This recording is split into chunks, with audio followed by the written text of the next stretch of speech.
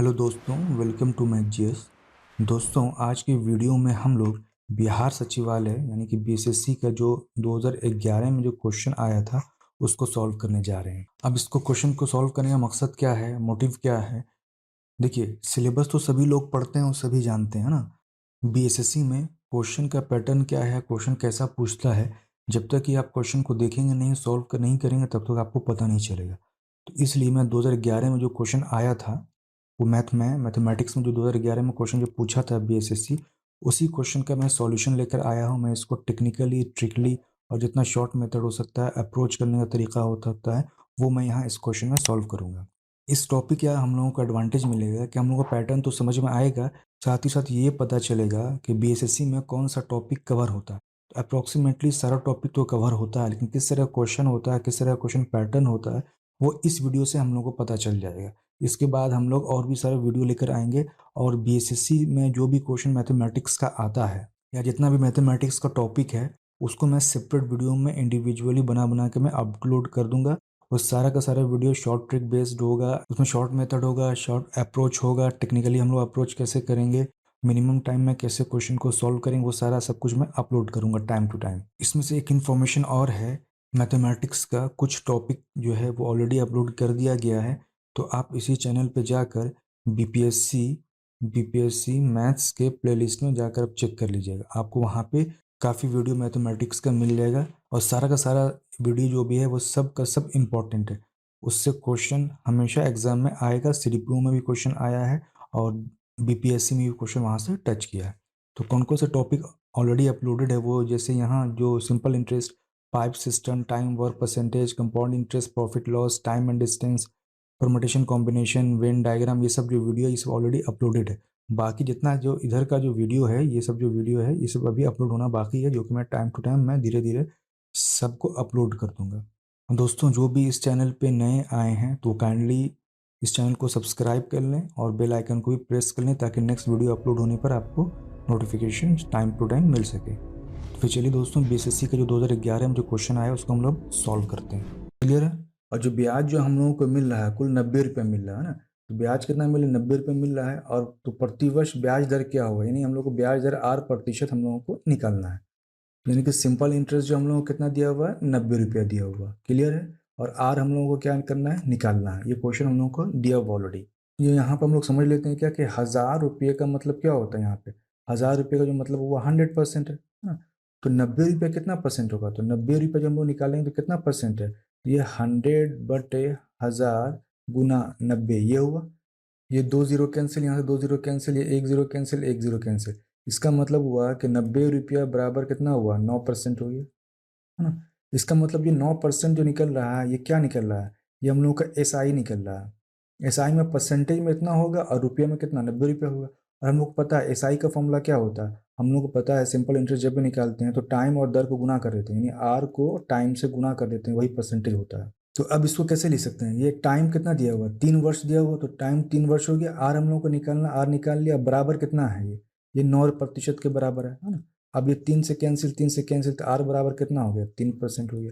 तो यही हम लोगों को क्या हो गया? आंसर हो गया। यहाँ से एक तरीके से और समझ सकते हैं। ये 90 रुपये जो आया है कितना? 3 साल के लिए आया है ना। 90 रुपये मिला है 3 साल के लिए, और 9% वो भी कितना? 3 साल पे निकल रहा है। अगर 90% 3 साल पे निकल रहा है तो 1 साल पे कितना होगा? तो 3 से डिवाइड कर देंगे तो 3 3 9, तो ऐसे भी समझ सकते हैं 3% यहाँ से निकलेगा। तो इसका आंसर हो गया 80।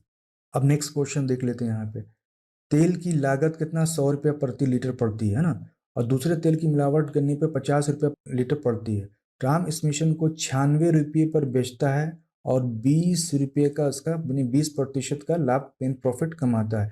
तो वह किस अनुपात में दोनों को मिलाता है? इसका मतलब एक तेल है, उसमें क्या डुप्लीकेट तेल मिला के उसका क्या कर देता है? लागत मूल्य घटा देता है ना। ये क्वेश्चन कह रहा है। तो ये क्वेश्चन जो सिंपल है, ये एलिगेशन बेस्ड क्वेश्चन है। तो पहले हम लोग यहाँ पे क्या करेंगे कि इसको प्रॉफिट कितना हो रहा है, किस हिसाब से हो रहा है, और उसका जो लागत प्राइस यानी कॉस्ट प्राइस कितना, वो निकाल लेते हैं। तो यहाँ पर क्वेश्चन क्या दिया हुआ? एक चीज़ और ये है, ये जो एलिगेशन तो इसमें साथ ही साथ है, ये एलिगेशन का तो क्वेश्चन है ही, एलिगेशन के साथ ही साथ ये प्रॉफिट एंड लॉस का भी क्वेश्चन है। दोनों का मिक्सअप है। कैसे है मैं अभी यहाँ पे सॉल्व करूंगा तो पता चल जाएगा। तो क्वेश्चन में क्या कह रहा है कि 96 रुपये पे बेचा और उसको प्रॉफिट कितना हुआ? 20% का प्रॉफिट हुआ। इसका मतलब क्या हुआ कि सेलिंग प्राइस जो होगा वो कितना? 120% हुआ। 120% में वो बेच रहा है कितना? 96 रुपये, यानी 120% बराबर 96 रुपये हो गया। तो 100% बराबर कितना होगा? तो 100% बराबर कितना होगा? 96/120 गुना 100। ठीक है, ये हो गया। अब ये कैंसिल, ये कैंसिल, उसके 12×8 = 96, ये कैंसिल, तो बराबर कितना आ गया? 80। 80 रुपया हो गया, यानी कि 100% का मतलब हो गया 80 रुपया। तो ये क्या निकल गया? ये हम लोगों को निकल गया क्या? Cost price. 120% जो हम लोगों का दिया हुआ वो क्या है? 96 रुपया जो है वो क्या है? ये है सेलिंग प्राइस। ठीक, तो अब हम लोग का प्रॉफिट कितना हो जाएगा?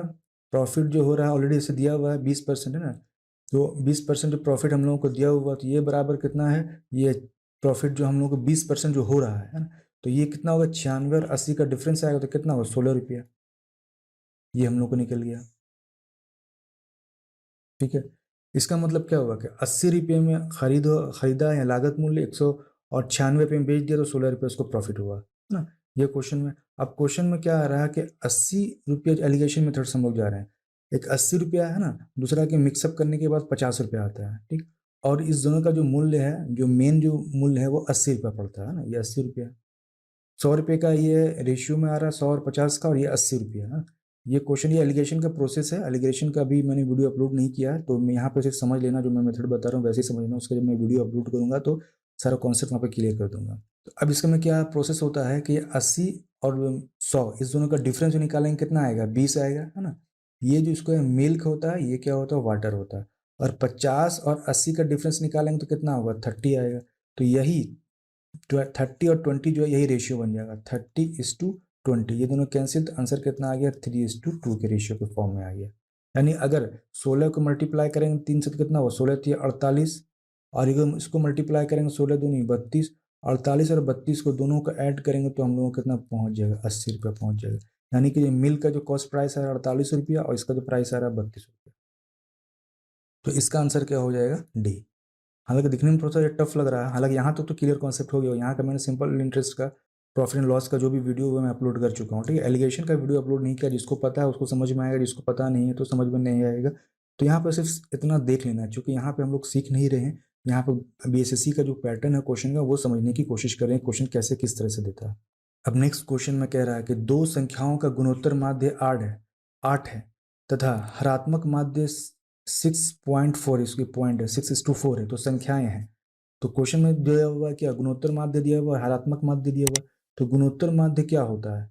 इसका फॉर्मूला क्या होता है? गुणोत्तर माध्य का फॉर्मूला जो होता है वो √AB होता है। ठीक है, और हरात्मक माध्य का जो फॉर्मूला होता है वो 2AB/A+B होता है। ठीक है, दो संख्याओं का। तो गुणोत्तर माध्य यानी ए बी बराबर कितना दिया हुआ? 8 दिया हुआ, तो ए बी बराबर कितना निकल जाएगा? 8864। ये निकल गया हम लोगों का पहला। अब क्वेश्चन में दिया हुआ कि 2AB/A+B बराबर कितना दिया हुआ है? 6.4 दिया हुआ, और ए बी निकल गया 64, तो 2 × 64/A+B बराबर 6.4 हो गया। और ये 64 और 6.4 काटेंगे तो 0.1 हुआ, और 0.1 हटाएंगे तो यहाँ पर 10 इधर आ जाएगा। तो इसका मतलब A+B बराबर हम लोग कितना मिल गया? 20 मिल गया। अब चाहें तो यहाँ से फर्दर भी हम लोग वैल्यू निकाले, कैलकुलेट करेंगे तो लंबा चौड़ा जाएगा, उतना नहीं जाना। क्यों जाना है? क्वेश्चन में कह रहा है कि दो संख्याएं, कह रहा है दो संख्याएं, क्या? यही तो ए और बी है। दो संख्याएं ए और बी है। तो ये जो 64 दिया हुआ है, किस क्या दिया हुआ है? ए बी का मल्टीप्लीकेशन है। और ये जो 20 जो दिया हुआ वो क्या है? A+B का मल्टीप्लीकेशन है। दो संख्या यहाँ से पकड़ लेते हैं। तो अगर 8 और 2 को जोड़ेंगे, 8 2 10, तो 10 पूर रहा है क्या? नहीं, तो इसका मतलब ये आंसर नहीं होगा। अब 4 और 16, 4 और 16 को जोड़ने पर पूछ रहा है क्या? 4 और 16 को जोड़ेंगे तो 20 पूरा, तो ठीक है, ये तो मिल गया। अब 4 और 16 को मल्टीप्लाई करके भी देखते हैं, 64 पूछ रहा है कि हाँ पहुंच रहा है। 16×4 = 64, इसका मतलब डायरेक्ट हो गया, आंसर यही हो गया। बाकी अब इसमें देखेंगे 16×6 = 96, 16×8 कितना हो रहा है? 16×4 = 20, 24 हो रहा है, तो ये भी मैच नहीं करता। आंसर इसका क्या हो जाएगा? डायरेक्टली फाइनली इसका आंसर होगा 4:16। आगे का कैलकुलेशन नहीं करना है कि ए का वैल्यू निकालना है, बी का वैल्यू निकालना है, पुट करना, वो नहीं करना है। ऑप्शन से भी छांट के कर लेना है। अब ये नेक्स्ट क्वेश्चन है ना, ये क्वेश्चन किस पे? एवरेज पे। एवरेज का टॉपिक उससे क्वेश्चन है। तो इसमें दिया हुआ है एक क्लास टेस्ट में 100 छात्रों के 50 में से प्राप्त अंक नीचे दिए गए हैं ना। केवल कितना? 100 छात्र, और जिनको प्राप्त अंक हुआ है नीचे दिया हुआ है। तो ये क्या है? छात्रों की संख्या। ये पूरा क्या? छात्रों की संख्या। ये जो पूरा है ये 100 स्टूडेंट है। ठीक है, और ये जो क्या है? ये दिया हुआ पूरा ऊपर से नीचे तक जो दिया हुआ ये क्या है? इतने स्टूडेंट को इतना अंक मिला है। एवरेज का हम लोग कॉन्सेप्ट जानते हैं। इसमें क्या करेंगे? टोटल अंक जितना होगा उसको निकाल देंगे, डिवाइड 100 से कर देंगे, 100 स्टूडेंट है तो तो टोटल अंक कितना हो रहा था, 15 को 5 से मल्टीप्लाई करेंगे तो 15 पचे 75 हो गया। तो उसके बाद से क्या है कि 20 को 8 से मल्टीप्लाई करें तो 8 दूनी 16 160। उसके बाद क्या है 22 को 11 से मल्टीप्लाई करें तो 22 को 11 से करेंगे 2 2 2 4 और 2, ये हो गया। उसके बाद देखिए 22 को 11 से मल्टीप्लाई करने का तरीका क्या है, मैंने पहले वीडियो में ही बताया है। ये 2 को 2 लिख दीजिए, फिर इस 2 को 2 लिख दीजिए और इस दोनों को जोड़ दिए, यही आपका हो जाए 11 का मल्टीप्लीकेशन, ठीक है। उसके बाद 24 का है, 24 दूनी 48 तो ये हो गया 480। उसके बाद 25 और 23 है ना, 25 और 23 को मल्टीप्लाई करें तो 25 और 23 को मल्टीप्लाई हम लोग कैसे कर सकते हैं, देखिए तो मुंह से भी कर सकते हैं। जैसे 25 तो 25 दूनी 50, 500, 25 या 75 तो 575, ये तो मैंने मुंह से कैलकुलेट कर लिया। और मैंने मुंह से कैसे कैलकुलेट किया वो मैं बता देता हूँ। 25 है, 23 को हम लोग लिख सकते हैं 20 + 3। अब इसको हम लोग मुंह से मल्टीप्लाई करेंगे 25 दूनी 50, 50 हुआ 500 हुआ, 25 या 75 तो 575 डायरेक्ट हम लोगों के पास आ गया। उसके बाद फिर कितना 18 और 30 को मल्टीप्लाई करेंगे, 18 18 या 54 तो कितना हुआ 540 हो गया। उसके बाद 33 और 13 को मल्टीप्लाई करेंगे, फिर वही 33 है और इसको 13 को 10 + 3 कर देते हैं तो कितना हो गया, तो ये हो गया 330 और प्लस कितना हो गया 3 तिया 9, 3 तिया 9 तो 9 9 3 12 429, तो डायरेक्ट 429 निकल गया। 38 से तो 40 दूनी 80, 80 में क्या करेंगे 4 घटा देंगे, 80 में 4 घटाएंगे तो कितना आएगा 76 आएगा। अब इस टोटल को हम लोग को जोड़ना है, तो टोटल को जोड़ेंगे तो कितना आएगा 5 2 7 7 5 12 12 8 20 21 21 6 27 27 के साथ हाथ में रहा 2 है ना। उसके बाद से फिर 7 6 13 13 4 17 17 3 20 5 25 25 7 32 32 4 36 2 38 38 38 2 40 5 45 2 47 के साथ हाथ में रहा कितना 4, ठीक है। उसके बाद कितना हुआ 2 1 1 2 3 3 4 7 7 5 12, ठीक है। 12 5 17 17 4 21 और 21 4 25। तो फाइनली हम लोग जोड़ें तो जोड़ने के बाद कितना है 2527।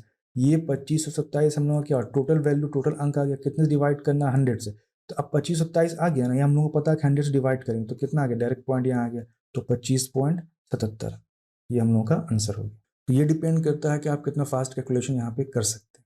अब यहाँ पे एक और शॉर्ट ट्रिक बता देता हूँ मैं, ठीक है।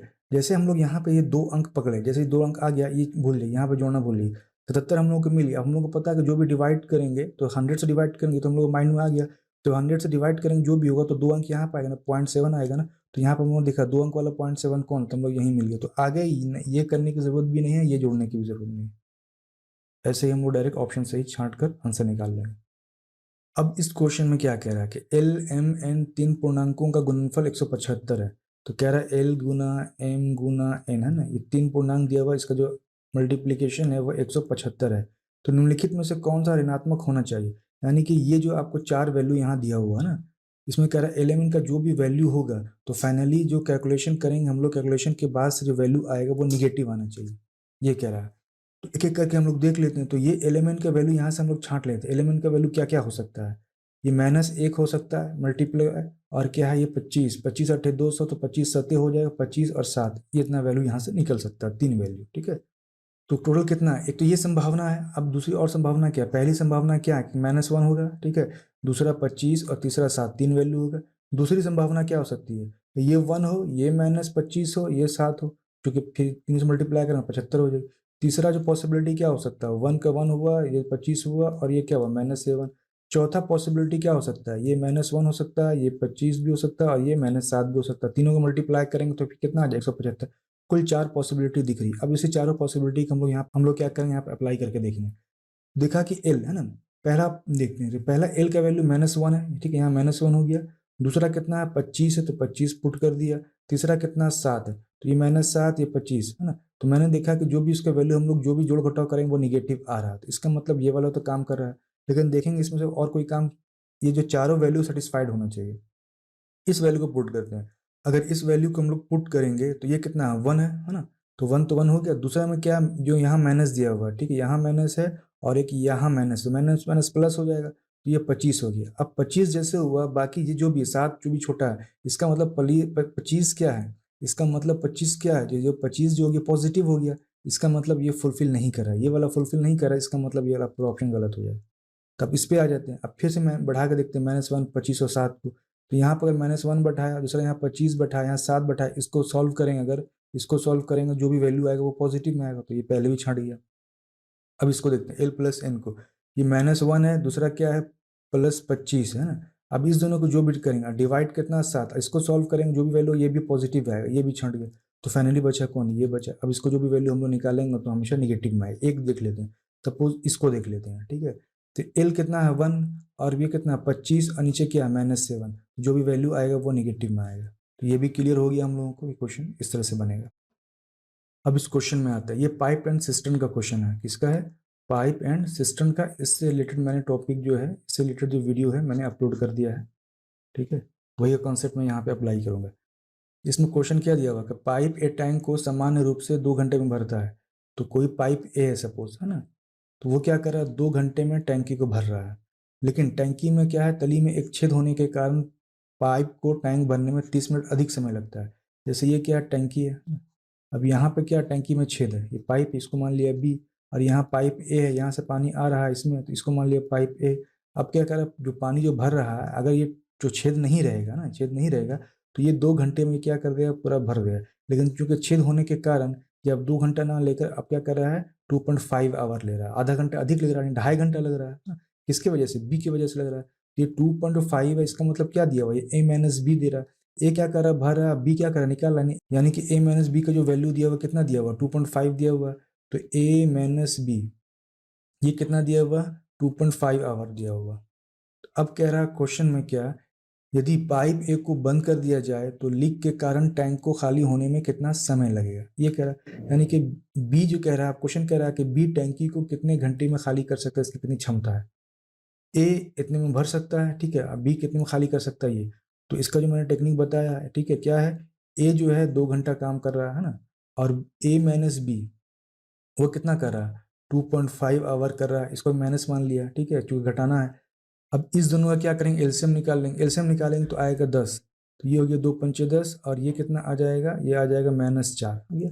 अब क्या करेंगे 10/5 - 4, तो आंसर फाइनली कितना आ गया हम लोगों का 10 आ गया। यानी कि जो बी जो खाली करने का क्षमता है वो 10 घंटा। इस टॉपिक का जो वीडियो है पाइप एंड सिस्टम का, वो मेरे चैनल पे मौजूद है, वहाँ पर जाके आप कॉन्सेप्ट समझ सकते हैं।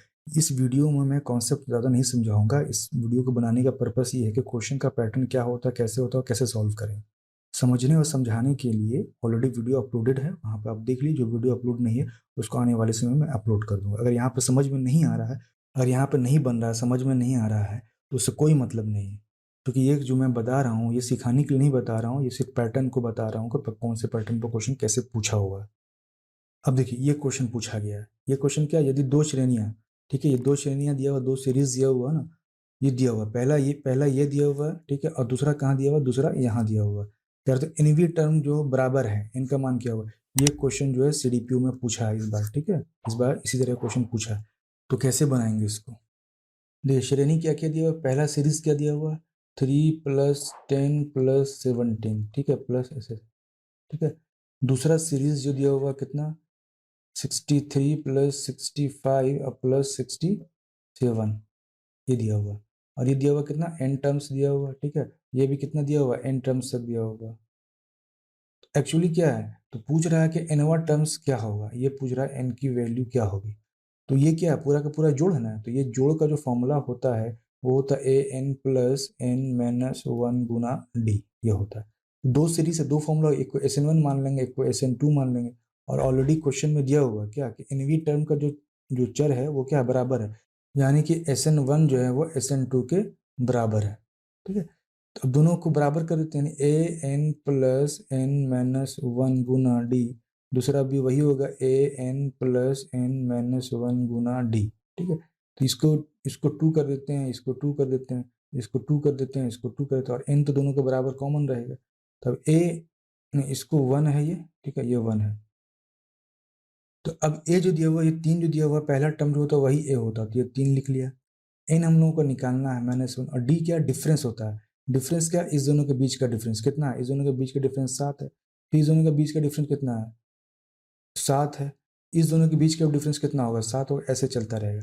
इस दोनों के बीच का डिफरेंस कितना है 2, इस दोनों के बीच का डिफरेंस कितना है 2, तो ऐसे ही चलता रहेगा, ठीक है। तो ये कितना हो गया मल्टीप्लाई 7 हो गया। उसके बाद ये a × कितना दिया हुआ हम लोग को 63 दिया हुआ, और n - 1 निकालना। इस बार d किसमें कितना दिया हुआ, d जो दिया हुआ हम लोग को 2 दिया हुआ। तो अब ये क्या हो गया 3 + 7 n - 7 बराबर 63 + 2 n - 2, ये दिया हुआ।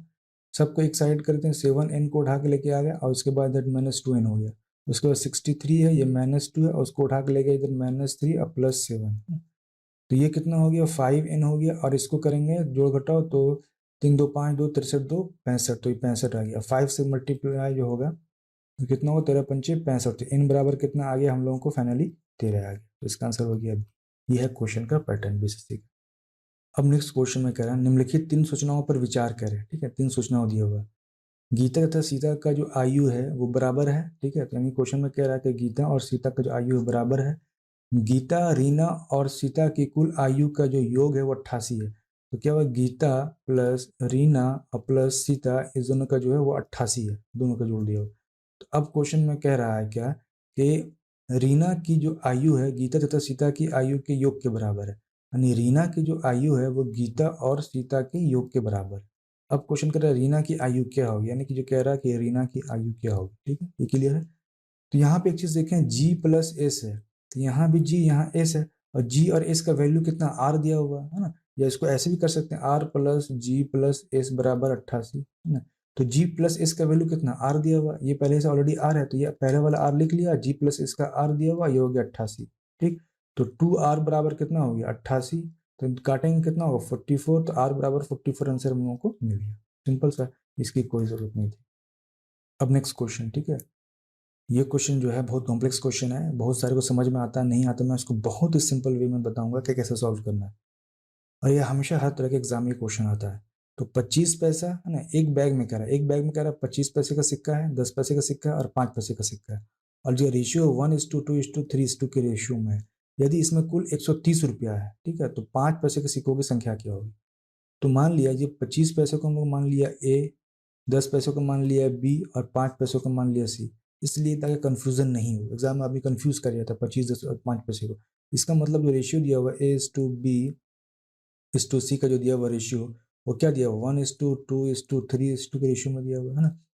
और ये कुल जो है, इस जो 30 रुपया है, इस 30 रुपये का हम लोग लिख सकते हैं ना 3000। क्यों, क्योंकि 1 रुपये जो बराबर होता है वो 100 पैसे का, तो 30 रुपये का मतलब क्या हुआ 3000 पैसे।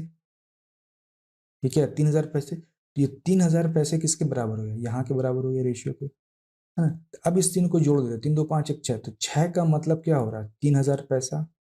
तो एक का मतलब कितना हो जाए 6 पंचे 30 यानी 500 पैसा, है ना।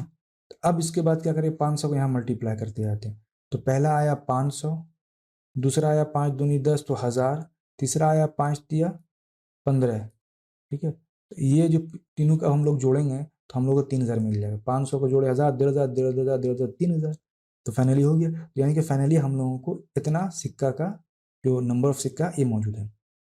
ऑप्शन में देखते हैं, ऑप्शन में 50 100 150 200 में, इसका मतलब एक जीरो यहाँ से कैंसिल, एक जीरो यहाँ से, एक जीरो कैंसिल यहाँ। अब क्या आया 50 आया, ये क्या हुआ 100 आया, ये हुआ क्या 15 हुआ, 150 हुआ। ये क्या है ए, ये क्या है बी, ये क्या है सी। तो सी कितना मानेंगे 5 ना, 150 आंसर आ गया। तो ये सब मैं इतना बता रहा हूँ ना, इसलिए टाइम लग रहा है। आप जब बनाएंगे ना तो ये आपका 15 से 20 सेकंड में आराम से बनेगा। इसलिए मैंने ABC माना, नहीं तो लोग क्या करते हैं ना 5 को मल्टीप्लाई करते 100 से बराबर करते, और भी मेथड से बन सकता है, लेकिन मुझे सबसे अच्छा इजी मेथड लगा बिना कन्फ्यूजन वाला, इसलिए मैं यहाँ बता रहा हूँ आपको।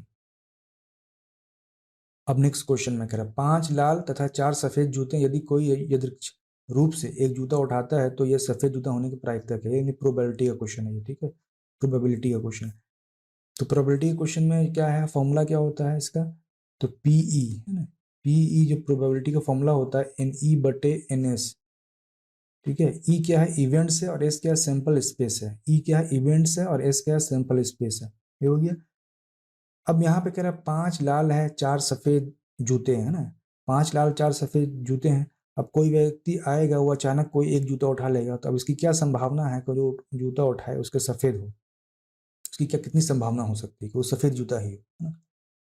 तो हम लोग पहले NS निकाल लेते हैं। NS कितना होगा, NS है 4 रेड हो गया, ठीक है, और प्लस 4 वाइट हो गया, टोटल कितना हो गया 9, 9 जूता हो गया, ये 9 जूता है। ठीक है, यानी यानी कि ये 5 है, तो टोटल 9 जूता हो गया। अब 9 जूते में कितना एक जूता निकाल रहा है, तो इसका मतलब जो NS जो होगा वो क्या होगा 9C1। ये 1 क्या है, ये विदड्रॉ करना होगा, यानी एक जूता उठाना होगा। कुल कितने जूते में से 9 जूते में से, तो ये हम लोगों का सैंपल स्पेस हो गया, है ना। अब इवेंट्स क्या हो सकता है, तो हम लोग यहाँ पर देख रहे हैं तो जो जूता उठाएगा वो सफ़ेद जूता होना चाहिए, और एक जूता उठा रहा वो भी सफ़ेद होना चाहिए। अगर एक जूता उठा रहा है तो कॉम्बिनेशन में यहाँ 1 कर दिए, और सफ़ेद जूता उठा रहा है तो कितने सफ़ेद जूता, टोटल 4 जूता है ना, 4 में से होगा ही, तो 4C1 कर दिया। अब 9C1 की वैल्यू 9 हो जाएगी, 4C1 की वैल्यू 4 हो जाएगी। तो ये परमोटेशन एंड कॉम्बिनेशन का जो टॉपिक है वीडियो ऑलरेडी मौजूद है, वहाँ पर मैंने कॉन्सेप्ट बताया है कैसे ये डायरेक्ट 9 मैंने लिखा है, यहाँ पर कैसे मैंने 4 लिखा है, उसका शॉर्ट ट्रिक वहाँ मौजूद है, वहाँ आप देख लीजिए, यहाँ पर कॉन्सेप्ट क्लियर हो जाएगा। और इससे रिलेटेड यानी प्रोबेबिलिटी से रिलेटेड भी मैं वीडियो अपलोड कर दूंगा, जो जो वीडियो अपलोड नहीं किया है मैंने वो अपलोड कर दूंगा, बहुत ही शॉर्ट ट्रिक, बहुत ईजी वे में, कोई कन्फ्यूजन नहीं होगा। अब यहाँ पे समझना हम लोगों क्या कि ये है कुल 9 स्पेस है, इसी 9 स्पेस में से 4 जो होगा संभावना बनेगा हम लोग। तो हम लोग को पता है यहाँ पीई का फॉर्मूला पता है, तो एनई कितना निकला 4 और एनएस कितना निकला 9, तो यही हम लोगों का आंसर होगा। तो 4/9 हम लोगों का आंसर होगा। अब ये टाइम एंड वर्क का क्वेश्चन है ना, ये क्वेश्चन टाइम एंड वर्क का वीडियो ऑलरेडी अपलोडेड है, बहुत इजी वे में तुरंत बनेगा, ये तो क्वेश्चन मुंह से बन जाता है। फिर मैं लिख कर बताऊंगा। 2 टंकन है, ठीक है, यानी 2 टाइपराइटर है जो कि 5 मिनट में 2 पृष्ठ को टाइप कर सकता है। टंकक है, ठीक है, टाइपराइटर है, कितना 5 मिनट में कितना 2 पेज टाइप कर सकता है। अब क्वेश्चन क्या कह रहा है, 10 मिनट में है ना, कह रहा है 20 पेज टाइप करने के लिए टंकनों कितने टंकनों की आवश्यकता पड़ी, कितना टी की आवश्यकता पड़ी, यही क्वेश्चन कह रहा है ना। अब यहाँ पे समझते हैं, ये 2 टंकन है, ये कितना है 5 मिनट है, और ये 2 है, ठीक। हम लोग टाइप करना है कितना 20 पेज, हम लोग कितना टाइप करना है 20 पेज, तो 20 पेज यहाँ का 10 से मल्टीप्लाई कर दिया तो क्या हो 20 पुर गया ना, इसको राउंड कर दिया, फिक्स किया, राउंड इसलिए किया फिक्स किया, इसको छूना नहीं है। जब इधर 10 से मल्टीप्लाई करेंगे तो इधर भी 10 से मल्टीप्लाई करेंगे, हो गया बैलेंस। अब दूसरा क्या है कि 10 है, 10 चाहिए, तो 2 यहाँ है 5 यहाँ, इस दोनों को आपस में मल्टीप्लाई करेंगे 10 हो गया, ठीक है। तो ये भी फिक्स कर दिया हम लोगों को, 10 यहाँ से मिल गया। अब फाइनली कितना बचा, सिर्फ यही एक वैल्यू बचा है ना, इसका मतलब यही आंसर हो जाएगा, डायरेक्ट आंसर हो जाएगा। कहने का मतलब हुआ कि 10 मिनट में जो टंकन है 10 टंकन जो है वो 20 पेज टाइप करेगा। ये 10 यहाँ आ गया, ठीक है, ये 5 दूनी 10, और 10 टंकन यहाँ भी है, 10 जो भी जो 10 को इधर कर दी, इधर का 10 इधर को, उधर का 10, तो ये आंसर निकल गया कि 10 मिनट में 10 टाइपराइटर जो है, ठीक है, वो कितना जो होगा 20 पेज को टाइप करेगा। अब इस क्वेश्चन में हम लोग देखते हैं, राम 8 वर्ष का है, ठीक है, राम क्या है 8 वर्ष का है, कार की एक श्रृंखला पर उसका प्रदर्शन औसत 10 वर्ष के बच्चे के समान है, तो उसकी बुद्धि लब्धि क्या है, यानी आईक्यू पूछ रहा है ना, इंटेलिजेंस क्वेश्चन पूछ रहा है आईक्यू। तो आईक्यू का फॉर्मूला क्या होता है, एवरेज, ठीक है, एवरेज एज यहाँ पर कर लेंगे, और उसके बाद यहाँ पे रियल एज कर लेंगे, और मल्टीप्लाई 100 से कर देंगे। तो एवरेज एज कितना दिया हुआ उसका 10 दिया हुआ, ठीक, और उसका रियल उम्र कितना 8 है, और मल्टीप्लाई 100 से, तो मल्टीप्लाई करेंगे तो 4 दूनी 8, यहाँ हो गया 25, यहाँ हो गया 2 पंचे 10, तो 50 25 तो 125 का आईक्यू होगा। अब नेक्स्ट क्वेश्चन में कह रहा है, संख्या 27, 73 और 72 का लघुत्तम समावर्तक, एलसीएम पूछा तो सभी को पता निकालना। एलसीएम का निकालने का बहुत ही शॉर्ट ट्रिक है, मुंह से डायरेक्ट निकाल सकते हैं, तो वो मैं जब वीडियो बनाऊंगा इसका सेपरेट इंडिविजुअल तो उसमें बताऊंगा। यहाँ पे हम लोग सिंपल सॉल्व जैसे सब करता है वैसे कर लेते हैं। 63 हुआ और 72 हुआ, ठीक है, तो 9 तिया 27, ठीक है, 9 7 63, 9 8 72 निकल गया। अब मल्टीप्लाई करना है, तो 7 तिया 21 और 9 8 72, शॉर्ट मेथड से जाना, ये क्या हुआ 72, और इसको क्या कर सकते हैं 20 + 1 21, अब 72 को 2 दूनी 4, 7 दूनी 14, ये 40 हो गया, और उसके बाद ये 72 हो गया, तो 2 7 4 11, 4 1 5 और 1, तो कितना हुआ 15 12, आंसर क्या हो गया इसका 15 12। 5,000 रुपये पर 2 वर्ष का है 300 रुपये साधारण ब्याज मिलता है, तो ब्याज की दर क्या है। क्वेश्चन में क्या कह रहा है, 5,000 रुपये पर 2 वर्ष में 300 रुपये का साधारण ब्याज मिलता है, तो ब्याज की दर क्या होगी। तो ये क्या दिया हुआ, प्रिंसिपल दिया हुआ कितना 100%, ये टाइम दिया हुआ कितना 2 साल है ना, और 300 रुपया साधारण ब्याज मिलता है, तो ये सिंपल इंटरेस्ट दिया हुआ कितना 300 रुपया। अब कह रहा है ब्याज की दर आर बराबर निकालना है, तो बहुत ईजी क्वेश्चन है, हम लोगों को पता है क्या 5,000 जो दिया हुआ है ये क्या है 100% है, तो 300 का कितना होगा परसेंटेज में, तो ये 2 जीरो कैंसिल 2 जीरो कैंसिल, तो 50 का मतलब हो गया कितना 1%, ठीक है, तो निकालना है कितना 300, तो हम लोग यहाँ 6 से मल्टीप्लाई कर दिया, 6 पंचे 30, 300 पहुंच गया, तो यहाँ भी 6 से मल्टीप्लाई तो कितना 6% आ गया। इसका मतलब 300 जो रुपया है वो कितना 6% मिल रहा है हम लोग। 300 रुपया जो मिल रहा है वो कितना 6% मिल रहा है। अब हम लोग को जो यहाँ पर आंसर मिल गया, ठीक है, अब आगे कुछ करना नहीं है। ये जो मिला हम लोग को कितना 2 साल पे मिला है ना, तो 6% 2 साल पे मिल रहा है, तो 1 साल पे कितना डिवाइड करेंगे 2 3 6, तो डायरेक्ट आंसर मिल जाएगा। 6 मिला, डिवाइड करिए 2 साल के लिए, 2 3 6, तो 3% मिल गया। राम का वजन श्याम से 25 किलोग्राम अधिक है ना। राम का वजन जो है श्याम से 25 किलोग्राम अधिक है, तो राम लिखा, श्याम से कितना 25 किलो ज्यादा, ये हो गया। दोनों का सम्मिलित भार जो है 325 किलोग्राम, यानी कि राम प्लस इसका जो सम्मिलित भार है 325 है। तो श्याम का भार क्या होगा, तो पूछ रहा है श्याम का भार क्या होगा, यही है ना। इसको उठा के हम लोग इधर लेके आ गए, तो कितना हो जाएगा आर माइनस एस बराबर कितना हो गया 25। निकालना है एस को, यानी कि आर को काटना, तो यहाँ माइनस कर दिया, इसको प्लस कर दिया, इसको मैंने साइन चेंज करी, तो सबको पता है। तो अब ये आर आर कैंसिल, तो बचा कितना 2s बराबर कितना आ गया 300, तो एस बराबर कितना हो गया 150। आंसर निकल गया क्या इसका 150। अब यहाँ क्वेश्चन कह रहा है कि 1997 में एक नए ओवन की कीमत कितना 2500 रुपया है। 1997 का टाइम था, उसमें जो कीमत थी उसकी कितनी थी 2500 रुपया थी। ठीक है, ये सब लिखना नहीं है एग्जाम में, ये सब मैं बता रहा हूँ समझाने के लिए, समझने के लिए। एग्जाम में कुछ नहीं करना, एग्जाम में कैसे क्या करना सब माइंड में करना है ये सब क्वेश्चन। उसके बाद दूसरा कह रहा है कि सन 2000 में, अब 2000 में क्या हुआ, इस प्रकार जो इसकी कीमत जो हो गई वो 4800 रुपया हो गई। ठीक है, यानी 3 साल में इसकी कीमत जो बढ़कर कितना पहुंच गई 4800। तो 1997 से 2000 के बीच में कितना प्रतिशत की बढ़ोतरी हुई, इसकी कोई जरूरत नहीं है। बढ़ोतरी पूछ रहा है तो दोनों का डिफरेंस निकाल लेंगे। डिफरेंस कितना होगा 25 और 48 में करेंगे तो 25 28 20 2300, 2300 रुपया डिफरेंस निकला। तो 2300 रुपया जो है 3 साल में बढ़ रहा है ना, तो किस पे बढ़ रहा है 2500 पे बढ़ रहा है ना। पहले तो 2500 था, तो 2500 पे निकालना होगा परसेंट, और मल्टीप्लाई कर देंगे क्या 100%। अब यहाँ 2 जीरो कैंसिल, 2 जीरो कैंसिल, ये 25 चौके 100, तो 23 और 4, तो 4 3 12, 4 दूनी 8 1 9, यानी कितना हुआ 92% इसका आंसर होगा। कोई क्वेश्चन में जानता, कुछ नहीं जानता, ये परसेंटेज का क्वेश्चन है। मनु तथा भरत की आयु का अनुपात 6:5 है। मनु दिया हुआ इस टू भरत दिया हुआ है ना, इसका आयु का अनुपात कितना 6:5, ये क्वेश्चन में दिया हुआ। उन दोनों की आयु का योग 44 है, यानी m प्लस बी जो दोनों का जो है वो 44 है। यानी कि अगर इसी को पकड़ें तो इसी का जो योग है वो 44 है। तो 8 वर्ष पश्चात उनकी आयु का औसत क्या होगा, 8 वर्ष के बाद कह रहा है ना, 8 वर्ष के बाद तो दोनों की यानी m:8:b ये पूछा है। तो 6 5 11, 11 का मतलब हो रहा है 44, तो एक का मतलब कितना हो 11 चौके 44, एक का मतलब 4, तो यहाँ से मल्टीप्लाई करें तो 6 चौके 24:5 चौके 20, ये हो गया। ये जो हम लोग का निकला m:b निकला है, इसका रियल एज क्या है। अब कह रहा है 8 साल के बाद, यहाँ +8, यहाँ भी +8 कर देते हैं, तो 24 8 कितना हुआ 32, और 20 8 कितना हुआ 28। अब ये दोनों कैंसिल आउट हो रहा है किससे 4 8 32, 4 7 28, तो 8:7 इसका आंसर हो गया। देखिए ये जो क्वेश्चन दिया है ना, ये वेन डायग्राम से दिया है, और वेन डायग्राम का जो वीडियो ऑलरेडी इसी चैनल पे मौजूद है। आप बीपीएससी मैथ्स जो है यूट्यूब पे भी सर्च मारेंगे बीपीएससी मैथ्स, और तीसरा चौथा पांचवा छठे वीडियो में मिल जाएगा। क्वेश्चन यहाँ क्या कह रहा है, किसी क्षेत्र के 40% व्यक्ति मधुमेह से पीड़ित है। कितना 40% है, तो 40% जो व्यक्ति है वो क्या कर रहा है मधुमेह से पीड़ित है, इसको मान लिया मधुमेह। और 25% मिर्गी से पीड़ित है, सबको बीमार कर दिया। और 25% जो है मिर्गी से पीड़ित है। ठीक है, इसको मान लिया एमबी, मान लिया एमबी मिर्गी से पीड़ित है। तो 10% दोनों से पीड़ित है, ये 10% जो है वो दोनों पीड़ित है।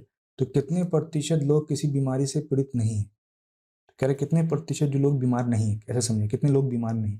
तो ये पता चल जाए कि कितने लोग बीमार हैं, उसमें से फिर घटा देंगे तो पता चल जाएगा बीमार नहीं। तो ये कितना है 40 या 25, तो उसको लिख लेते हैं 40, ठीक है, +25 और -10, ये बता चुका वेन डायग्राम की वीडियो में, वहां से आप देख कर उसका कॉन्सेप्ट क्लियर कर लिए।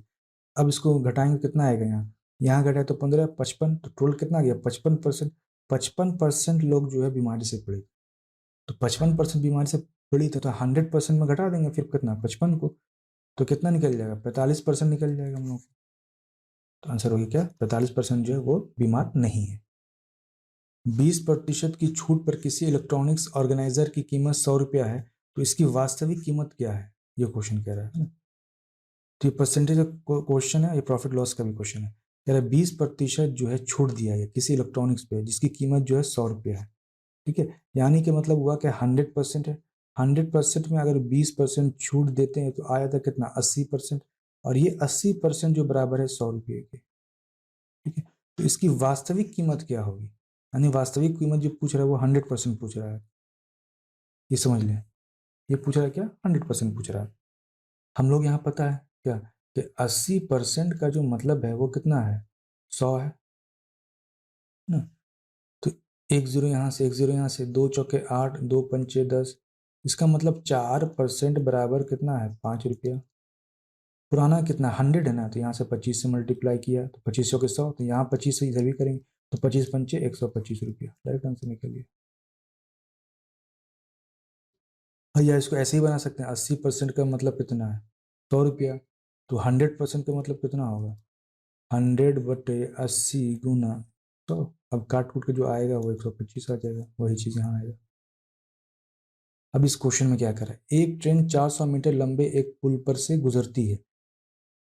यदि ट्रेन की गति 30 मीटर प्रति सेकंड है तो पुल पार करने में 20 सेकंड का समय लगता है, और ट्रेन की लंबाई मीटर में कितनी होगी, ये क्वेश्चन।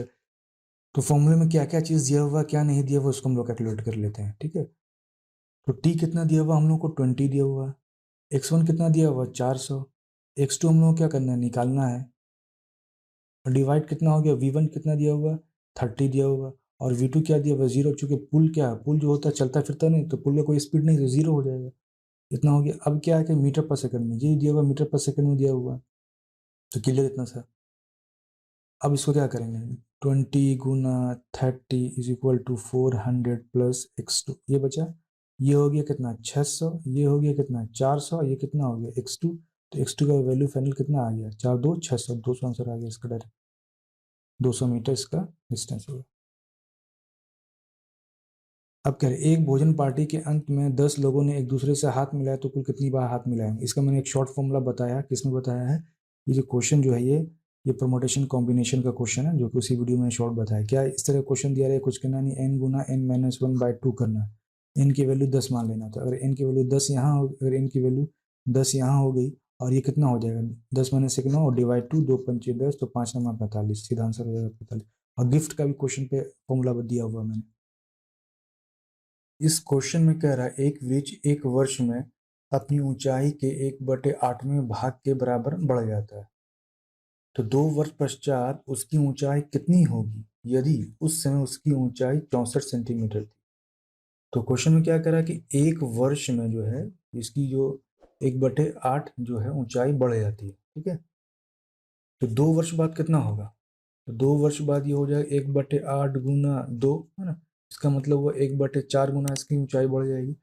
और रिसेंटली जो इसका है वो 64 सेंटीमीटर हाइट है इसका, है ना, तो यहीं पे 64 से मल्टीप्लाई कर देते हैं, 16 चौके 64। तो फाइनली इसका मतलब हुआ कि 2 साल में जो पेड़ है, जो वृक्ष है, उसकी जो ऊंचाई जो बढ़ रही है वो 16 सेंटीमीटर। हालांकि ये जो क्वेश्चन है ना, ये क्वेश्चन जो है कंपाउंड इंटरेस्ट के कॉन्सेप्ट पे बेस्ड है, लेकिन मैं इसको सिंपल इंटरेस्ट में बना रहा हूँ। बाद में चूंकि कंपाउंड इंटरेस्ट जो होता है सिंपल इंटरेस्ट है, तो उसकी वैल्यू थोड़ी ज़्यादा होती है, थोड़ी सी, है ना, तो बाद में कंसीडर हम लोग कर लेंगे, जो भी वैल्यू आएगा उसमें कुछ ऐड ऑन कर देंगे और ऑप्शन से उसको मिला लेंगे अगर मैच कर जाता है तो 2 साल में मेरा कितना हो गया 16 सेंटीमीटर हो गया, पहले था कितना 64 सेंटीमीटर, है ना, अब हो गया 16 सेंटीमीटर, इंक्रीज कर गया, तो टोटल कितना होगा 6 4 10, 6 1 7 1 8 80, यानी कि 80 सेंटीमीटर, मिनिमम 80 सेंटीमीटर का वो इंक्रीज होगा, लेकिन 80 सेंटीमीटर ना होकर बल्कि ये 80 प्लस समथिंग होगा। ठीक है, क्योंकि ये 2 साल जो निकाल रहे हैं ना, ये सिंपल इंटरेस्ट के कॉन्सेप्ट के हिसाब से चल निकाल रहे हैं, लेकिन कोई भी चीज़ वैल्यू बढ़ती है, जैसे जनसंख्या में कितना वृद्धि हुई 2 साल के बाद, इस तरह का क्वेश्चन जो पूछता है, तो कंपाउंड इंटरेस्ट यानी चक्रवृद्धि ब्याज, यानी चक्रवृद्धि के हिसाब से, चक्र के हिसाब से वो बढ़ता है। तो ये सिंपल सिंपल इंटरेस्ट के हिसाब से निकाल रहे हैं, लेकिन चक्रवृद्धि के हिसाब से निकालेंगे तो 80 प्लस समथिंग आएगा। तो यहाँ पर 80 प्लस समथिंग कौन, एक ही ऑप्शन दिख रहा है 81 सेंटीमीटर। इस तरह से इस तरह के क्वेश्चन को सॉल्व किया जाता है। इस क्वेश्चन में कह रहा है दो संख्याओं के बीच का अंतर जो है 1365 है। दो संख्या है x और y मान लिया, है ना, कोई संख्या है, दो संख्या, उसके बीच का जो अंतर है वो 1365 है। जब बड़ी संख्या को छोटी संख्या से विभाजित किया जाता है, मान लिया x जो है बड़ी संख्या और वो छोटी संख्या से विभाजित किया जाता है, तो भागफल 6 आता है तथा शेष जो 15 बचता है। तो भागफल कितना 6, शेष कितना 15, और वो संख्या है कितनी y है, यही क्वेश्चन में कह रहा है। तो छोटी संख्या क्या है, यानी कि y की वैल्यू हम लोगों को फिर फाइंड आउट करना है। ये क्वेश्चन कई तरह से बन सकता है, जिसको जो तरीका आता है वो बना सकता है, लेकिन मैं यूज करूंगा जो शॉर्ट मेथड जो मेरे लिए बने उसी को मैं यूज करूंगा। तो मैं यहाँ पे सोचता हूँ, मैं एक नज़र देखता हूँ क्वेश्चन को, ठीक है, जो मैंने लिखा उसको सोचता हूँ, मैं सोचता हूँ कि शॉर्टकट कैसे आए कि जो मेरा कि y की वैल्यू आ जाए। तो यहाँ पे मैं एक चीज़ नोटिस किया, मैंने क्या नोटिस किया कि इसका अगर वैल्यू निकालना है तो 6y प्लस 15/y ये है। तो ये x की वैल्यू मेरी कितनी हो जाएगी, यहाँ इतनी हो जाएगी, और y तो ऑलरेडी इतना बराबर हो ही गया। इसका मतलब जो है x की वैल्यू जो मेरी आ रही है 6y प्लस 15, यही आ रही है ना। तो x की वैल्यू यहाँ पुट कर दें, 6y प्लस 15 माइनस y बराबर 1365। ठीक है, ये एक सोचने का तरीका, कॉन्सेप्ट है ना। उसके बाद फिर क्या करते हैं हम लोग, तो ये मेरा एक इक्वेशन बना। अब क्या करेंगे, यहाँ से y की वैल्यू हम निकाल सकते हैं, तो घटाएंगे 5y है ना, और 1365 माइनस 15 इधर आ गया। तो 5y बराबर कितना हो गया, 1365 में 15 घटाएंगे तो 1350। तो अब क्या करेंगे, 5 को काट दिया 0 से, तो क्यों, क्योंकि 10 से मल्टीप्लीकेशन में 2 आ गया, और 135 को 2 से मल्टीप्लाई करेंगे कितना, 200 और 270। तो y की वैल्यू कितनी आ गई हम लोग को, डायरेक्ट 270 आ गई। तो ये आंसर हो गया। इस चीज को समझना है, कैलकुलेशन को कैसे सिंपल करना है।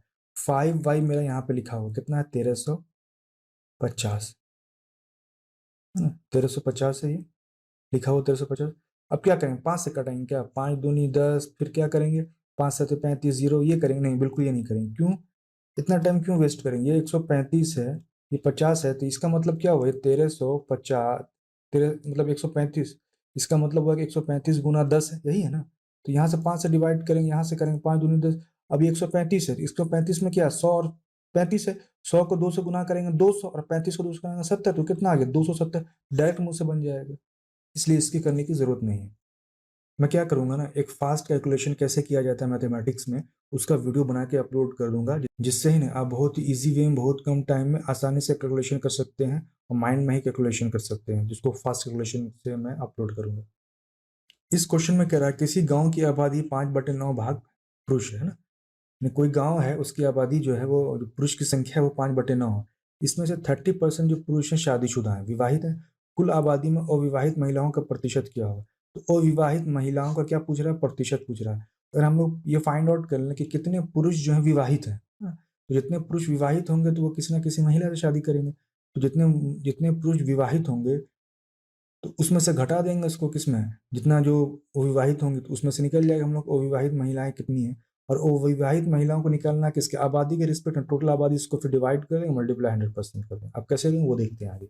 अब पुरुष की संख्या सपोज कितनी है ना, पुरुष की संख्या जो है वो कितनी है, 5/9 है। महिलाओं की संख्या फिर कितनी हो जाएगी, 4/9 हो जाएगी, यही होगी ना। ये 9 9 कैंसिल, इसका मतलब कितना आया, 5:4 है। ये 5:4 हो गया। अब ये 5:4 को क्या करते हैं हम लोग ना, इसको कन्वर्ट करते हैं 100 में, क्यों, ताकि आसानी हो। तो यहाँ 20 से मल्टीप्लाई कर देंगे, 20×5 = 100, तो 20 उधर से, तो 20 इधर भी मल्टीप्लाई करेंगे तो हो गया कितना, 100:20 = 80। तो इसका मतलब हुआ कि 100 अगर पुरुष हैं तो 80 महिलाएं होंगी, तो कुल आबादी कितनी की होगी, 180 की कुल आबादी हो गई। ठीक है, ये सब मैं अपने सोच से बनाता हूँ, कोई मेथड वेथड नहीं है, ये अपना ट्रिक है, अपना कॉन्सेप्ट, अपना सोच है कि मेरे हिसाब से कोई चीज़ को आसान कैसे हो जाए, कोई कैलकुलेशन को मैं आसान कैसे करूँ, ये अपने आप में सोच डेवलप करना है। तो मैं ऐसे सोचता हूँ, तो ये मेरे लिए ईजी पड़ेगा। आप अपने तरीके से भी जो समझ में आता है वो बना सकते हैं। हर आदमी का जो माइंड है वो अलग अलग तरीके से काम करता है, अलग अलग तरीके से सोचता है। तो मैं ऐसे सोच रहा हूँ इसलिए, ताकि कैलकुलेशन को मेरे लिए आसानी आसानी हो जाए, है ना। अब बात ये 180 जो मेरा क्या हुआ, कुल टोटल जो मिल गया, क्या आबादी है, 180 लोग हैं, उसमें से 100 कितने हैं, पुरुष हैं, उसमें से 80 क्या, महिलाएं। अब कह रहा 30% जो पुरुष हैं विवाहित हैं, इसलिए मैंने किया। अगर 30% पुरुष विवाहित, इसका मतलब कितना, 30 पुरुष विवाहित हों, इसलिए मैंने 100 पे ले गया इसको। 100 पे ले आने का जो मेरा मकसद इसी वजह से, ताकि जो 30% वो इजी से कैलकुलेट हो जाए। अगर 30 लोग यहाँ पे क्या विवाहित होती, 30 लोग जो हैं, जो पुरुष हैं, किसी ना किसी महिला से विवाहित होंगे ना, ये भी 30 महिला से विवाहित होंगे। तो फाइनली कितना बच गया, तो 50 महिला जो है वो शादीशुदा नहीं है। ये 50 महिला शादीशुदा नहीं। तो अब इसी का परसेंट निकालना, ये 50 महिला जो शादीशुदा नहीं और विवाहित, तो परसेंटेज में कितना है, तो ये 50 महिला है, और कुल आबादी पे कह रहा है ना, तो अब कुल आबादी में क्या, तो कुल आबादी कितना है 180, तो 180 ले लिया और मल्टीप्लाई कर दिया क्या 100 यहाँ। ठीक है। अब इसमें क्या हो गया कि यहाँ से एक जीरो, यहाँ से एक जीरो कैंसिल आउट, है ना। और ये क्या 100% है ना, ये है। तो फाइनली मेरा कितना, इसको ऐसे लिख सकते हैं ना, 100/8% गुना 5। अब मैं ऐसा क्यों लिख रहा हूँ, क्योंकि मुझे पता है 8 नहीं 18 है, क्योंकि मुझे पता है कि 100/18 कितना होता है। मैं ये जानता हूँ 100/18 जो होता है वैल्यू, उसका जो वैल्यू होती है 5.55 होती है 100/18 की। कैसे होगी, तो काट कूट कर लेना है ना। जैसे मुझे पता है कि 20% का मतलब होता है कितना, 1/5। जैसे 25% का मतलब होता है कितना, 1/4। ठीक उसी प्रकार से अगर मान लिया 100/15% का है, मतलब कितना होता है 6 पॉइंट समथिंग, ये मुझे पता है। ठीक उसी प्रकार से 100/18% जो होता है वो मेरा 5.55 होता है। अगर आप कैंसिल आउट करेंगे यहाँ से तो 5.55 है ऑलरेडी, और ये कितना 5 ऑलरेडी है। अब यहाँ से मल्टीप्लाई कर देते हैं, तो 50 25, फिर 50 25 जो 27 के साथ हमारा कितना 2, फिर 50 25 जो 27, तो 27.75। तो 27.75 मोटा मोटी कहाँ आ रहा है, यहाँ आ रहा है ना, 27.77 के आसपास आंसर मेरा मिल गया। ये जो पूरा स्क्रीन पे इतना कैलकुलेशन दिख रहा है, देखने में कितना टफ लग रहा है, लेकिन अगर खुद से इसको प्रैक्टिस करके बनाएंगे तो इतना कैलकुलेशन भी नहीं जाएगा, शॉर्टकट में चला जाएगा।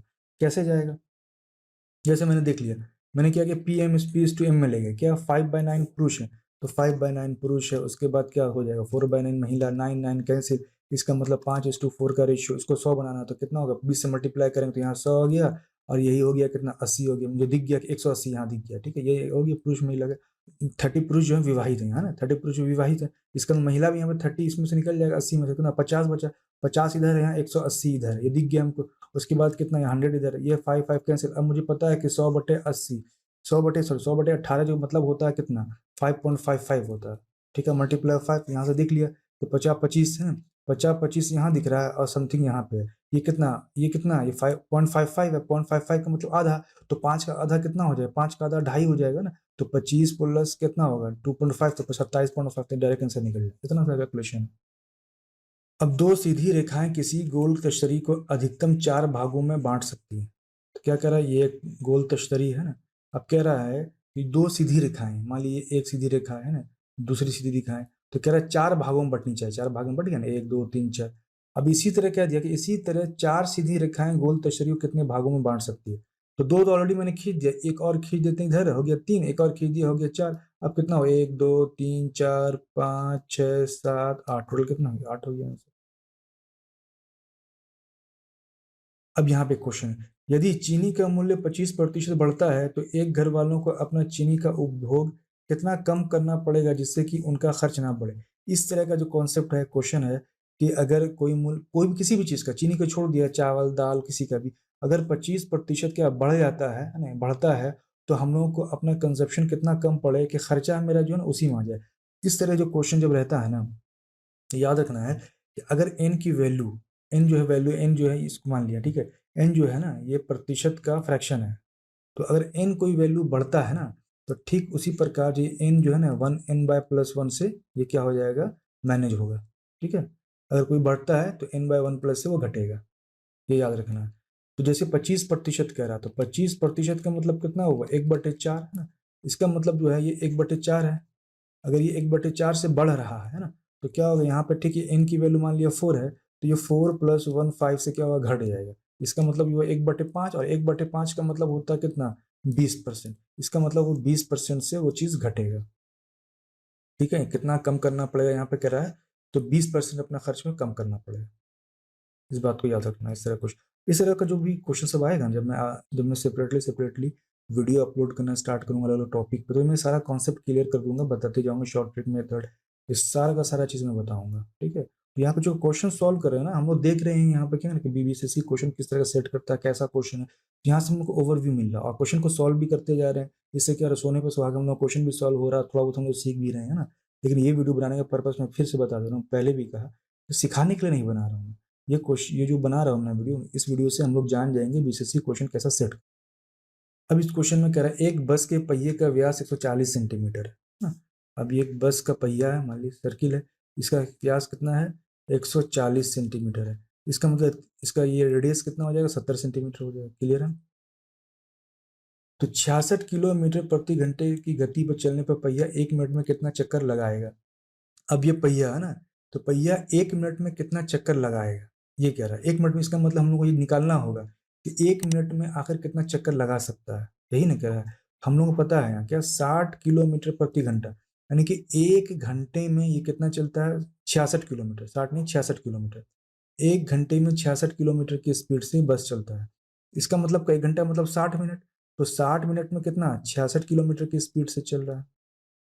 तो अब 1 मिनट निकालना है, तो 1 मिनट निकालना है, तो 1 मिनट में कितना हो जाएगा 66/60। या तो यहीं पे यहाँ पर भी कैंसिल आउट कर सकते, लेकिन मैंने यहाँ क्या कर लिया, डायरेक्ट ले लिया। तो कटेगा कितने, 6 से, 6 दाएं 60 और ये 11 है ना? तो बराबर कितना आ गया 1.1 किलोमीटर। ये क्लियर हो गया।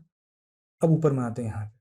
हम लोग को पता है एक चक्कर कितना लगता है, एक चक्कर जो यहाँ से यहाँ तक होगा तो उसका डिस्टेंस कितना होगा, कुल कितना डिस्टेंस कवर करे। अगर बस यहाँ से, अगर बस जो यहाँ से ऐसे चल रही है, बस जो चल रही है, ठीक है, अगर यहाँ से बस चल रही है, तो ये बस जो चल रही है, तो एक चक्कर में वो कितना डिस्टेंस कवर करे, ये फाइंड आउट कर लेते हैं। तो ये एक डिस्टेंस यहाँ से अगर हम लोग स्टार्ट किए और फिर पहुंचे यहीं पर, यहाँ पर पहुंचे, इसका मतलब क्या, 2πr का डिस्टेंस हम लोग क्या करें, कवर करें, पेरीमीटर करें सर्किल का। तो 2πr का डिस्टेंस करें, तो दो हम लोग का दिया हुआ, पाई का वैल्यू कितना होता है 22/7, और आर कितना है 70। ये 7 से कैंसिल, यहाँ कैंसिल, तो कितना है 10 है। इसका मतलब क्या हुआ 440। तो 440 क्या है, सेंटीमीटर है। क्लियर। तो उसको सेंटीमीटर को इजी करने के लिए हम लोग क्या करें, 4.4 मीटर में कन्वर्ट कर दिया है, मीटर में निकल लिया। यानी कि एक चक्कर जो है, ठीक है, अगर बस एक चक्कर लगा रहा है तो कितना 4.4 मीटर का डिस्टेंस कवर कर रहा है, एक चक्कर लगाएगा, ठीक है, एक चक्कर में वो क्या 4.4 मीटर कवर कर रहा है। और यहाँ पर जो दिया हुआ 1 मिनट बराबर कितना दिया हुआ, किलोमीटर, इसको मल्टीप्लाई कर देते हैं, कितना 1.1 को मल्टीप्लाई कर दिया 1000 से, तो मीटर में कन्वर्ट हो गया। ये कितना आ गया, ये आ गया 1100 मीटर, ठीक है। यानी कि 1 मिनट में कितना 1100 मीटर की दूरी कवर कर रहा है, ये समझ लेना, 1 मिनट में 1100 मीटर की दूरी कवर कर रहा है। और यहाँ कितना है कि एक चक्कर 4.4। हम लोग यहाँ पे समझ में आ गया कि 4.4 मीटर अगर डिस्टेंस कवर करता है तो कितना, एक चक्कर का मतलब होता है, ठीक है। तो अगर 1 मिनट चलना, तो 1 मिनट तो निकाल लिया, तो 1 मिनट कितना 1100 मीटर जा रहा है। तो अगर 1100 मीटर जो चलेगा, ये कितना चक्कर होगा, तो 1/4.4 मल्टीप्लाई 1100 हो जाएगा ना। और ये एक यहाँ से आ गया, यहाँ आ गया, अब आया कितना, ये 11 11 चौके 44। अब कितना बचा 1000। तो 4 को 1000 से काटेंगे तो 250 है, 250 से गुना करेंगे 4 से तो कितना 1000। इसका मतलब कितना होगा 250 मीटर, 250 चक्कर लगाएगा, ठीक है, कितना 250 चक्कर लगाए, कितना 1100 मीटर में। इसका मतलब क्या हुआ कि 1 मिनट में ये 1100 मीटर दूरी कवर करेगा, और 250 बार जो चक्कर यहाँ से लगाएगा ना, ये 250 जो चक्कर लगाएगा, 250 बार लगाएगा, तो वो 1 मिनट में लगाएगा, और कितना दूरी हो जाएगा 1100 मीटर। तो आंसर क्या हो गया इसका, बी। दोस्तों, बीएसएससी का जो क्वेश्चन 2011 में आया था, लगभग 30 क्वेश्चन के आसपास है, 29-30 क्वेश्चन के आसपास होगा। तो वो सारा क्वेश्चन को मैंने यहाँ कवर कर दिया है, ठीक है। और इससे हम लोग को पता चल गया कि बीसीएससी कौन से चैप्टर से कहाँ क्वेश्चन पूछता है, कैसा क्वेश्चन पूछता है, क्वेश्चन का लेवल कैसा रहता है। तो क्वेश्चन का लेवल इजी नहीं रहता है, इतना तो दिख गया है, मॉडरेट रहता है। लेकिन ये आपके प्रैक्टिस पर डिपेंड है कि आप उसको कितना फास्ट कर सकते हैं। कुछ क्वेश्चन है, 4 क्वेश्चन, 5 क्वेश्चन, 6 क्वेश्चन, इतना क्वेश्चन तो ईजी देता है हर एग्जामिनेशन में। तो ये ईजी टू मॉडरेट है। तो 5 क्वेश्चन को ईजी को हम लोग ईजी नहीं मान के चलेंगे, कोई बना लेता है। इसलिए बीसीएससी का जो एग्जाम में मैथमेटिक्स का क्वेश्चन पूछता है वो ईजी नहीं पूछता, इस बात को समझ लीजिए। तो आई होप दोस्तों आप लोगों को ये वीडियो समझ में आ गया होगा कि कैसा एग्जाम पूछता है बीसीएससी में। आप लोगों को कुछ ना कुछ इससे सीखने को मिला होगा। दोस्तों, आप लोगों से एक रिक्वेस्ट है, निवेदन है और गुजारिश है कि मेरे चैनल को सब्सक्राइब कर दिए जिन्होंने सब्सक्राइब नहीं किया है, और अपने फ्रेंड सर्किल में दोस्तों पर ज़रूर शेयर कर दिए। मेरे व्यूज़ कम हैं, सब्सक्राइबर भी कम हैं, और अगर व्यूज़ सब्सक्राइबर बढ़ते हैं तो मुझे मोटिवेशन मिलता है वीडियो बनाने के लिए। तो आप लोगों से रिक्वेस्ट है कि मेरे वीडियोज़ को प्लीज़ लाइक, सब्सक्राइब और शेयर ज़रूर कर दिया करें। दोस्तों, आज के वीडियो में इतना ही था। Thank you for watching. दोस्तों, आप लोगों को अगर वीडियो पसंद आ रहा है तो प्लीज वीडियो को लाइक एंड शेयर कर दिया करें, ताकि वीडियो बनाने के लिए मोटिवेशन मिलता रहे। जो लोग इस चैनल पे नए आए हैं तो इस चैनल को सब्सक्राइब कर लें और बेल आइकन को भी प्रेस कर लें, ताकि नेक्स्ट वीडियो अपलोड होने पर आपको समय पे नोटिफिकेशन मिल सके। फ्रेंड, वीडियो कैसा लगा है कमेंट बॉक्स में कमेंट्स करके जरूर बताएं।